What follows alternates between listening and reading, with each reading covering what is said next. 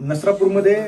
त्या भीमराव कांबळेला फाशी दिली तो सगळ्या प्रकरणामध्ये, पण लोक मागणी करायला की त्यांचा चौरंगा केला पाहिजे किंवा की जे काय. शिवाजी महाराजांच्या काळात जी पण चौरंगा करण्याची पद्धत होती, ही पद्धत वेगळी आणि विशेष काय माहिती का, म्हणजे त्यात हातपाय कापले जायचे, त्याला तडपून मारलं जायचं हे तर आहेच आहे, पण ती पद्धत विशेष काय माहितीये का, शिवाजी महाराजांच्या काळात जे काही पत्र उपलब्ध आहे ते चौरंगा केल्याची जी काही घटना आहे रांजाच्या पाटलाची,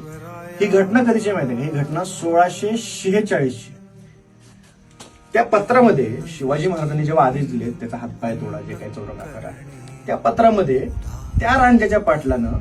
त्या स्त्रीवरती बदअमल केला असा शब्द आहे. बलात्कार केल्याचा शब्द नाही आहे त्याच्यामध्ये, बदअमल केला आणि त्या बदअमल केल्यामुळे त्याचा चौरंगा करा असा महाराजांनी दिलेला आदेश आहे. महत्वाची गोष्ट काय आहे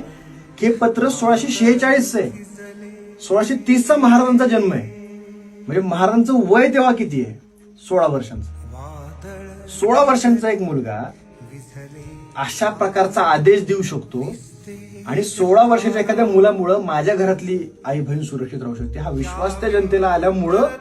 त्या जनतेने एवढा विश्वास त्या राजावर दिला तो सगळा